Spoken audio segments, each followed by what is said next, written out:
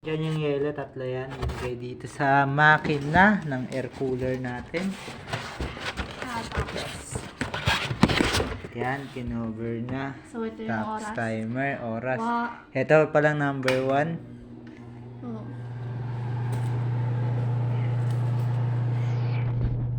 Mas malamig siya kahit malayo. Malamig siya guys. So, oras na lang siguro yung magde-decide kung ano katagal ng yelo. Tapos try natin yung number 3. Ay, 2. Yes. Gumagana siya guys. Yes, gumagana siya. Yan, 2.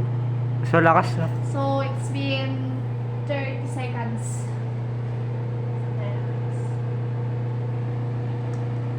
Yan. 40 seconds. May kukuha na ako sa 40 seconds na siya guys. Tatlong yelo yung laman niya. Saan siya guys? 50 seconds.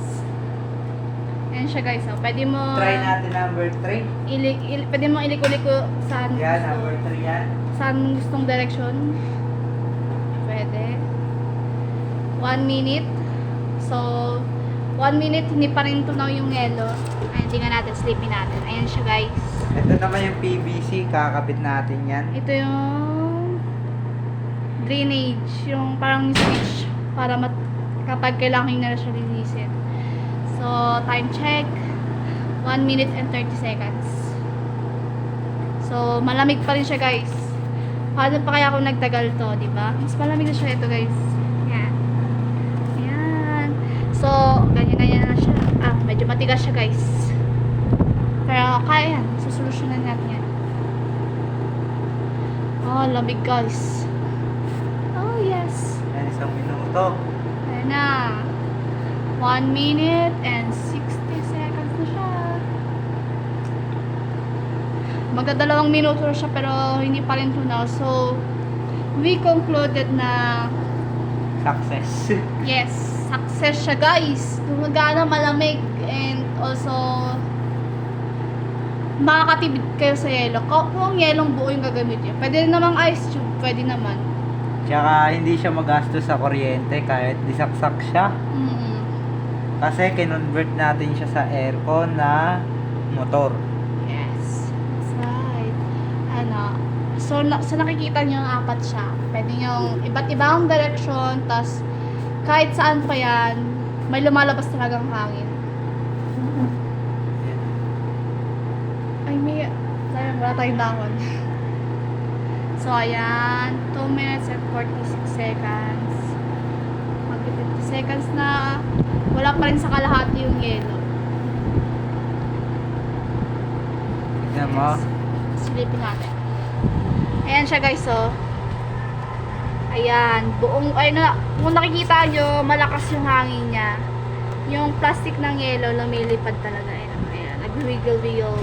So, try ulit natin sa number 1. Number 1. Yan. Silipin natin ulit yung loob. Makikita nyo yung lakas ng hangin. Ayun, malakas talaga yung hangin. Ayun, ang lakas, oh. Ayun, oh. Ayan. No, buo pa rin po yung yelo. Kahit 3 minutes lang nakalipas simula nung binuksan. Yan guys. Yan siya kalamig. So sa lamig, next time na yan. Pero we conclude na successful siya. Gumagana at kaya niyang palamigin. Thank you guys. Number 2. Malakas pa rin. Ayan. Kahit isa lang natutok sa'yo. Ayan, pwede mo itutuklat sa yan. Ayan, o. Ayan, pwede natin iikot-ikot siya. Kahit nasaan ka pa. Ayan. Ayan, o. 4 minutes to, guys. Di pa rin tunaw yung yelo. Ayan, o. Ito yung switch. Ito yung off. Yun ang level 1, level 2, level 3. Ito, tatagal siya ito yung motor namin. Ayan. Motor na aircon po yan. So, legit. Ayan po yung LC. Ayan. Ayan, gumagana siya guys. Kung tatagal to ng 1 oras, mas success to. Yes, guys! 4 minutes ang nakalipas. Tumatakbo pa rin siya guys. So far, wala pang nangyaring aksidente. Yeah, 4 minutes siya guys. 4 minutes. Yes. Tingnan natin ulit. Kamustahin natin yung yelo sa loob. Yes, kamusta ang mga yelo guys? Tama, malaki pa rin guys. So, sobrang lakas ng hangin na yun. Yes. Medyo natutunaw na siya. Nagwi-wiggle-wiggle na yung ano. So, kung nagtataka kayo saan mapupunta yung tubig, sa ilalim po ng screen na yan is may space. So, yung space na yon, may ipon yung tubig dyan. Tapos, pag kailangan nyo po linisin, so, this one will help you. So, para po siyang gripo. Ma-on and off po siya. Ganyan. Medyo matigas nga lang. Ayan. Ayan, guys. Ayan. Lalabas yung tubig dyan. Kapag napuno na po, in certain level po. Yes. Oops, sara natin. Pag ganyan yung sara niyan. Ay, sorry guys. Nabonax kami paano magsara. Ayan. Medyo Ay, sorry. maluwag pa nga guys. Kaso hindi namin siya pwedeng igawing patigasin. Like, Hindi namin siya pwede gawing malambot kasi nga kapag konting sangila, masisira siya. ayan guys. 6 minutes na guys. Malamig pa rin siya. Kaya niyang palamigin siguro yung kwarto kahit pa paano. Depende pa rin sa yelong gagamitin. Yan. Pwede blocking yellow, pwede yan. Mm. So, pero it will take a while po. Ayan. Tatlong yellow pa lang yan. 3 yellow pa lang po yan, pero hindi pa rin po na. 6 minutes na. Ayan. So, nakadepende po sa inyo kung anong klaseng yellow ang gagamitin nyo. Huwag nyo lang ito gagamitin sa open area kasi nga, di ka malalamigan. Yes. Closed area po siya. Sa mga kwarto nyo, pwede nyo itong gamitin. Or may hika, pwede gumamit nito. Ayan guys. Kung may hika, or mabilis pa. 7 minutes na guys. Tumatakbo pa rin. Kung abot ng 10 minutes yan, success talaga yan. Gumagana pa rin siya.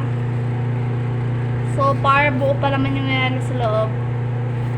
Para, natutunan na siya, oo. Pero, pwede pa, kaya pa rin. Ayan, malamig siya guys.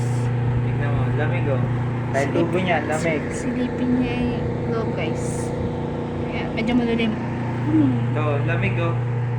Ayan. Tubo, lamig. So, this is for the time consuming. Kung gaano siya magtatagal ang yelo. Sa amin, 3 yelo yung ginamit niya namin. So, hindi pa siya natutunaw totally. May 7 minutes na kami. Mag 8 minutes na. Kung Ganyan. tatagal to ng 10 minutes, aabot to ng mga 2 oras. Yes. Ibig sabihin. Yes po. Ganun po. So, para naman sa lamig, we will do that later on. So, ngayon, yung oras muna po yung sinusukat natin.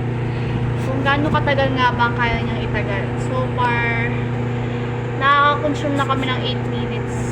And hindi pa rin siya. Kung isang yelo pa lang yan, 1 oras yan. Yes po. Matansya ka 1 oras na.